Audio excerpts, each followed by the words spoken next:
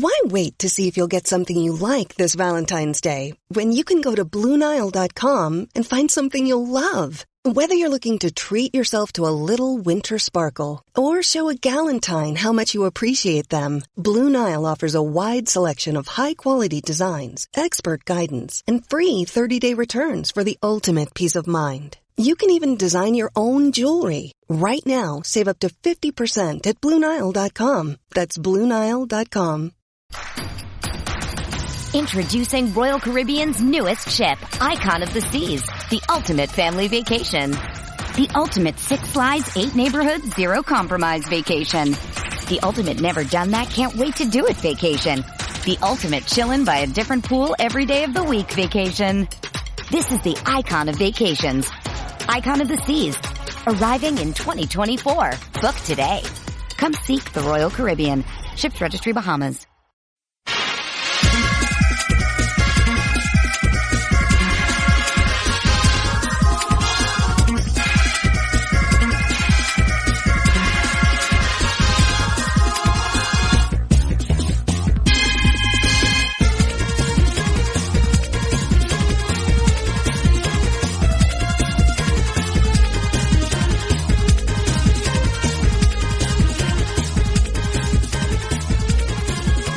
Hello again, hockey fans. Are you ready to brave the wild with me, your buddy, Paladino Joey Owygen? It is episode number 41 of Brave the Wild today, which is available on the sportstuff.com and on iTunes. I thank each and every one of you for downloading and listening to this show. It means a lot to me, and I appreciate it very, very much indeed. Also, do check out Minnesota.nhlfansite.com, Minnesota.nhlfansite.com. Nice enough to put a link to Brave the Wild in the upper left-hand corner of their website. Appreciate it always. So, well, the guest of Brave the Wild today on episode number 41. Today is also, it might help, March the 5th, Friday, March the 5th, 2010. Might help to mention that. But yeah, the guest of the show today, well, there's only one game to review. That's right, just one game to review. The Calgary Flames game that happened last night. A nice little 4-0 victory. Excuse me, not last night. Wednesday night. Yeah, Wednesday night. Minnesota Wild defeat the Calgary Flames 4-0. And nice way to start the possible playoff push. We're also going to talk about Marek Zidlicky, inked to a 3-year extension with a no-trade clause. In the first half of it, the first half, yeah, very interesting, huh? And, of course, Eric Belanger, one of the solid centermen of the Minnesota Wild, who was having a very good season, possibly a career best, really, statistically. He was having a very good year. Traded to the Washington Capitals for a second-round pick, so not bad, not bad. That's the way you try to restock the cupboards over in Houston. The Houston Aeros, you know, the system. Wild need to start restocking those cupboards over there. They've been pretty bare for the last couple of years, and it was a trend that was getting scarier and scarier and scarier in the Doug Risebrough era. So I did mention there was that one game, so we'll get to that now. We're not going to wait any longer. Minnesota Wild have a very nice victory. As mentioned, 4-0. Wild come out firing for the most part. Nothing super dramatic. They just basically won. And Mika Kiprusoff picked up where he left off in the in the Finland game with the United States when he got shelled. Well, he gets shelled by the Wild. He only faces 21 shots. 4 of them go in. Yeah. His teammate, Nicholas Backstrom, yeah, he got kicked his butt, basically. And Backstrom has this to say about the game. You never know what to expect when you come out of the break, said Backstrom, who made just one start at the Olympics as Kiprusoff's backup for the bronze medal winning Finns. So they did win the bronze at least. We got off to a good start and played a really solid game tonight. Koivu now also talks about Kiprusoff. These guys always, these guys were all together. It's always fun to play against Kiprusoff. We're from the same hometown. I know him a little bit from skating with him in the summer. It's a great challenge for us always when we play against him. It's fun. You know, it was fun on this particular day. It wasn't really fun in the Wild. We used to lose all the time to the Calgary Flames, but ever since a really late last season, the Wild have been playing a lot better against these Calgary Flames of late. And the Flames are turning into a mess. I'm kind of quietly a closet fan of the Flames. Not as big a fan as the Minnesota Wild, so relax, everybody. Just saying, kind of always liked the Flames going all the way back to the North Stars era. Al McGinnis when he was there, and blah blah blah. You get the idea. Doug Gilmour. This was a road game too, by the way. Yeah, so it was really exciting as the Wild had lost 7 of their previous 8 road games. Now they win. Go figure. We'll take it. So now it's they've lost 7 of their previous 9 road games. Yeah, simple math there, right? Kyle Brodziak, the other centerman, who is a specialist on the faceoffs, who's even better than Eric Belanger at faceoffs, maybe not as good in the scoring column this season, though he did net his 8th goal to open things late in the first period. Marek Zidlicky, the newly signed Marek Zidlicky, kept, of course, Owen Nolan kept around as well. We're going to get into him a teeny tiny bit as well very shortly. Brodziak comments on the game. For some reason, it's been real difficult for us on the road this year. It's tough to explain how we play great at home, but we almost feel like a different team on the road. But tonight, it was a great step for us, for our confidence on the road. And the Wild need that, absolutely. The Wild also are very, very close to the postseason right now. Very, very close to the postseason. Very exciting. We're only about 4 points out of the 8th seed. So it'd be nice to at least, now that the trade deadline's over, we've acquired, we got rid of a prospect and got another prospect who's already been in the NHL. Of course, Cam Barker. That was right before the Olympic break. And now we get a second-round pick for Belanger. Unfortunately, Washington second-round pick, so it's going to be a late one. But, hey, that's good. It's still a piece. You hope for the best with those. Usually the second round, you're going to get something. You're going to get something, and you hope it's better than just, another third-line player like Antti Miettinen. You get the idea there. You hope for another Andrew Brunette, or maybe, God forbid, another Koivu or Havlat. How cool would that be? Or a Latan Dress, who was taken in the second round. Yes. We'll take that. And imagine that, Havlat and Latan Dress teaming up on a goal. This was the 4th goal. Have midway through the third period. Enough of basketball thoughts there. Brunette and Koivu. Teaming up on the 2 goals in between in the second period. Cam Barker assisting on the 3rd goal of the game, but second of the 2 in the 3rd period. It was just a nice overall game for the Minnesota Wild. There's nothing dominant about it. I mean, only 21 shots on goal. Especially in the 3rd period, the Wild just kind of stayed back and relaxed, basically. Destroyed in the face-off category yet again, 37-20. The Wild just destroyed the Calgary Flames, and it was a very disciplined game, and it went by awfully quick, being it was a late-starting game. That helps. That helps for people that possibly need to get up in the morning. The Wild had 0 power plays in this game, and they shut down Calgary's 2 power plays. The first penalty in the entire game was in the 3rd period, when Greg Zanin was sent off for playing with a broken stick. So it's not like it was something like elbowing or whatever. Yeah, just a broken stick. Calgary, by the way, is 3-8-1 in its last 12 games at the Saddledome. They have just totally fallen apart. They've also been either shut out or held to 1 goal in 9 of their last 17 games. So Flames, things are not looking good. They're flaming out. For lack of a better word, they're flaming out. It's disappointing for them anyway. It's nice for the Wild, because the Wild would like to move up in this division. As best possible, the Wild need to move up. They're not going to have to worry about Edmonton catching them, and that's who the Wild will play tonight. That should be fun, indeed. As when you look at the Wild schedule here, the upcoming schedule, it's in Edmonton, so another, it's not quite West Coast, but Mountain Time game, 8 o'clock tonight in Edmonton. And the Wild come home for Calgary again. That's good stuff on Sunday. I predict the Wild to win both of those games and possibly a victory over Florida, probably a victory over Florida on Tuesday the 9th. I mean, this is looking pretty good. When you look at the Wild schedule, it looks pretty good. Unfortunately, it gets dramatically tougher when the Wild head to Detroit on Thursday the 11th and Buffalo the 12th. That is going to be kind of tough. Little East Coast swing over that way, at least when you get to Buffalo. But it's going to be quite interesting indeed to see how things turn out with that and Ryan Miller and all that good stuff in Buffalo. But yeah, the Wild play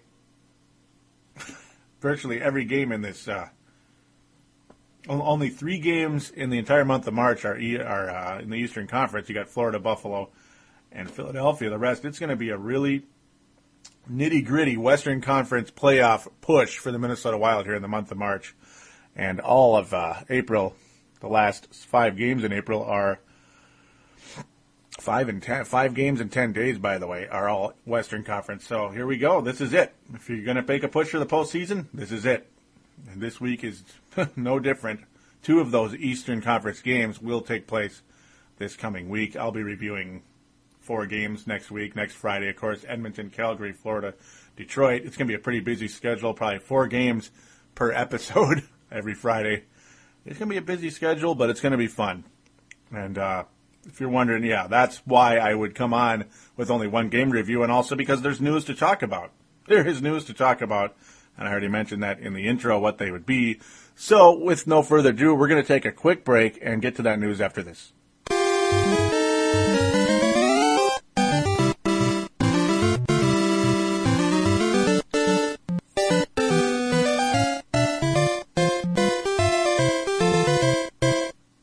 And we are back here on Brave the Wild, episode number 41, which is a reminder for all MP3 users like iPods and Microsoft Zune and all that good stuff. Welcome back to the show. Very good to have you with me again. But yeah, Zidlicky. Zidlicky was signed a day before the team might have had to deal him, and of course that was the deal. Either they're going to sign him or trade him. I mean, it's just one way or the other. You got to get prospects for a guy as talented as Zidlicky and a guy at his age as well, if you're not able to ink him. And I'm very happy the Wild were able to keep him. It was a 3-year, $12 million deal, so they won't have to worry about losing this guy. That's pretty nice. Wednesday's 2 p.m. trade deadline. Defenseman Zidlicky kept around. Of course, Kim Janssen is gone. Both of them, it was going to be a decision with that. But, of course, Zidlicky, the one I like a lot more, and I'm sure a lot of fans like a lot more, kept around. And, of course, Cam Barker as well acquired in the Janssen deal. Unfortunately, he had to give up Nick Leddy as well. That's the problem. But, yeah, as mentioned, the part of the contract, there's a no-trade clause for the first half of it. So literally halfway through year number 2, the no-trade clause will be over, and it'll get a little more interesting at that point in time. We'll see how Zidlicky performs. I think he's going to be as good as always. He is a 40 to 50-point defenseman, and I'm very, very happy the Wild have him around. Very much worth it. So now you have comments from Chuck Fletcher. From an asset preservation point of view, it was very important to resolve these scenarios. So that's, of course, Janssen and Zidlicky. We liked Kim Janssen, but the football expression is signability. Zidlicky was willing to commit to us, and we got a good hockey player in return in the Kim Janssen deal. Zidlicky's a competitive offensive defenseman that logs a lot of minutes for our club, and we didn't want to lose that. Indeed, absolutely. Zidlicky, of course, wanted a no-trade clause through the lifetime of the deal, but that was part of what kept this contract negotiation taking a while. And at age 33, he pretty much had to give in. The sides had to compromise as well, because the Wild had to give in and at least give some bit of a no-trade clause, of course, again, as mentioned 1,000 times, the first half of it. So now Zidlicky comments, I'm excited. He's also got 10 power play goals this year. That's pretty darn good. I believe in this team and this organization. I like the system. I like this team. That's why I wanted to sign here. I think we will be better every year. Indeed. And the Wild also signed defenseman Clayton Stoner to a 2-year, $1.1 million extension. The second year is a 2-way, meaning he could play for the minors at a reduced $105,000. So glad to have Clayton Stoner kept around. That means next season he will be on the NHL roster because it's a 1-year deal. The second year is 2-way. Of course, as mentioned, that means he could be in the minor leagues. So it's all on Clayton Stoner, how much he develops and how much he fits in the system and how well he can perform and crack this roster. I personally like him an awful lot and think he could be here a long time. Been keeping up with him for many, many years in Houston. It's been about he was drafted in, shucks, I keep forgetting what year. I think it was 2002. He's been around quite a while. And still fairly young, of course, because he was only 18 when he's drafted, like most hockey players are. But now we continue because Eric Belanger was traded to the Washington Capitals for a second-round pick, and Owen Nolan sticks around. These were the other two guys that could have been a possible trade. Of course, Nolan will be a free agent, but the talk is that Owen Nolan will be signed this summer. The Wild will be able to keep him. He does want to be here. You absolutely get that feeling. An article courtesy of Michael Russo of the Star Tribune. 90 minutes before Wednesday's trade deadline, Eric Belanger was walking on a carpet out to the Wild's morning skate when he stopped short and asked a reporter if he should continue. Told to go ahead, Belanger quipped, "It's just a matter of time." Yeah, you got it like that. I mean, Belanger knew he was going to get traded, and you knew it was coming. It's just a matter of time. He basically said, "Yep, I've been traded to Washington." Basically came out and said that. And, of course, we do receive a 2010 second-round pick. So this year, of course, Washington Capitals are way kicking butt over there in the Eastern Conference. An absolute possibility to win the Stanley Cup this year. Eric Zidlicky, I'm calling him Zidlicky still. Eric Belanger's comment is, "I'm 32 years old. I know this business. I've been through it. I knew there was a 90% chance I was going to be traded today, and I was just hoping it would be a team like that." As Belanger was one of 4 players acquired by Washington, by the way. He continues, "I'm very excited. This is the best team in the league. I have an opportunity to go win the cup as a player. You can't ask for a better fate." So, indeed, at least he went to a place he's going to like it. Indeed. And, of course, Belanger, how he mentioned to the reporter a few minutes later how he's just told you, I've been traded to Washington. He was pretty much laughing and joking around with that reporter, and you could pretty much guess that reporter was Michael Russo. You could pretty much guess that, indeed. So now we get into Owen Nolan, who is going to stick around. Fletcher comments on that. At first, I'm going to mention how Owen Nolan did lead the Wild in goals last year, and he's has 420 in his career. Nolan did want to stay for the Minnesota Wild, and he's happy to be sticking around. Fletcher's comment is, "We don't feel we're dead and buried this year. Owen's a big part of our group. For us at this juncture, we felt it was important to keep him. I have a lot of respect for what he's done and what he's accomplished.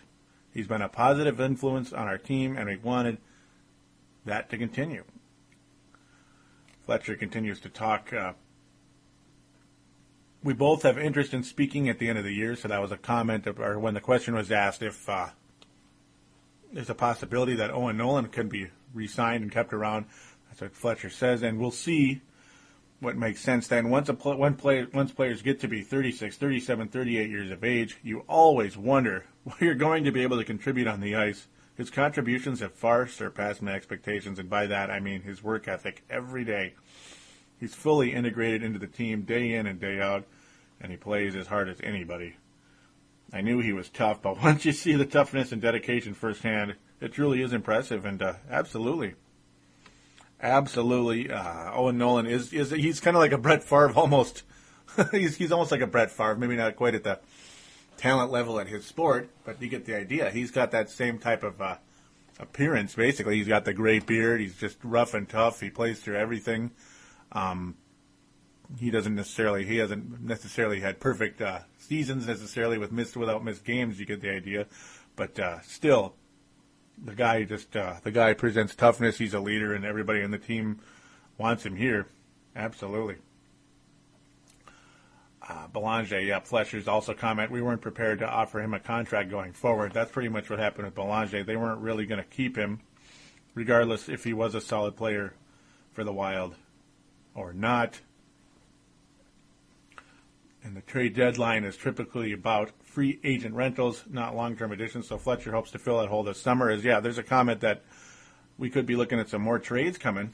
Fletcher's comment is, "We have some adjustments we'll need to make on our roster this summer for next season. We'll have a real solid group of returning players, but there's no question we'll be looking for a center." Yes, indeed. So, you do give up on Eric Belanger, and the Wild have been pretty thin at the center position since day one. Shepard is a pretty weak center, and he doesn't always play center. Bouchard was drafted as a center. He never actually played the position for the Wild. Maybe a little bit in Houston, but not for the Wild. And now with him being the king and emperor and almost godlike status in concussion junction, you really don't know what his future holds with Pierre-Marc Bouchard. So yeah, the center position, they're going to go crazy. I got to think this summer. It's just a matter of centers are pretty hard to come by, and the cap continues to shrink, unfortunately, in the NHL due to the economy. Just like in virtually every other sport right now, the cap is shrinking. It's going to make it even harder to sign free agents. Fun stuff. The good news is it shrinks for everybody, not just us. So players are going to have to give in at some point on some of these contracts, unfortunately. I don't think they're too happy about it after already going through that massive lockout and seeing the salary cap come into place to begin with. Yeah, it's going to be very interesting indeed to see how this turns out for the Wild at the center position. But, hey, nice start to the second half, and I think the start is going to continue. The positive start is going to continue. And, hey, a little bit of a short show today, but a decent amount to cover, really, to be honest. You got the trades and the signing, and, yeah, it's an interesting start. And, yeah, I do have a very good feeling about how things are going to go, at least for a little while here. And then after that, it's all in the Wild. It is all in the Wild. You get just St. Louis, Edmonton, Nashville, Columbus, Calgary 3 times here. Of course, we've already won for the first of those. You get San Jose a few times. You get the Los Angeles Kings. Oh, boy. Those guys always give the Wild trouble. St. Louis always gives the Wild trouble. Columbus, it's kind of sometimes not. Philadelphia, it's up and down. San Jose, it's always really, really dramatic, been a lot of fun. You got 2 of those. You get one more against Dallas at the end of the year. And in the X, so maybe that game the Wild could finally stick it to the Dallas Stars, and it'd be about time. They still need to win one in Dallas, though. It's been since 2003 for that one when the Wild had that awesome season. It was March of 2003. That's a long time ago, man. Wow. Things were a lot different then, weren't they? Nobody's left from that team, by the way. I might want to add. Yeah, the schedule. Hey, the Wild. It's all on them. Can they do it? Can they still go out and solve Roberto Luongo? We have one more against them too, in early April. Nice to see that Edmonton's in the schedule more than once as well. Hopefully the Wild can pound them a little bit. Calgary is in the schedule 3 more times. Yeah, at the end of April. Man, Calgary Flames. There's going to be a lot of dates of the Calgary Flames here. Hopefully the Wild can continue their dominance over them of late. It's been a lot of fun. Just as long as the Iginla curse doesn't take over yet again. Oh boy. So remember that went on pretty much since the inaugural season until about 2 years ago. The Wild finally solved that issue. Oh boy. You hope for the best there. So I would like you guys to please call the phone lines, it is a voicemail, 209-736-7877, 209-736-7877. It is a voicemail. Do treat it as such. Leave your name and town. Mention you are calling in for Brave the Wild. You'll be more than welcome on my show. You can make it pretty much as long as you want, I guess, as long as it's, 3 to 4 minutes. Absolutely. Probably the longest, I guess, because you don't want it to be too long. I mean, there's no real point. I mean, what are you going to, you don't need to say too much unless you want, unless you want to go too crazy, I guess. But we'll see how that goes. Also, please do sign up for the message boards. I'd appreciate it very much. On the upper right-hand corner of the sportstuff.com, there is a message boards. The button in the upper right-hand corner says TSS Boards. Simply click on that. Then click on register. And there you go. It's as simple as that. 100% free and 100% fun. Also, Brave the Wild does have an official Twitter. And it is twitter.com/Brave the Wild. Twitter.com/Brave the Wild. So do follow that. Would appreciate it very much. I try to tweet as much as I can during games and other stuff going on. Wasn't as active on it during the Olympic break, and I apologize for that, but I just didn't really get into it as much as maybe some other people, and was very, very saddened by the outcome at the end. I mean, a very impressive run by the USA, and a lot of people do believe this team has a very, very good chance to be good for a long time and maybe finally win that gold medal again. well, it'll be a minimum 34-year gap in between gold medals for the United States because of what took place Sunday, unfortunately, at the last second there. So, and of course, the Canadian of all Canadian hockey players, Sidney Crosby, was the one that scored it. So now you need a U.S. guy like Zach Parise to step up and do it next year. Not that he didn't step up for us next time. Not that he didn't step up this time around, but hey, maybe get the game-winning one, not just the tying one. So, thank you always again for listening, and we will get back to you next week. Take care.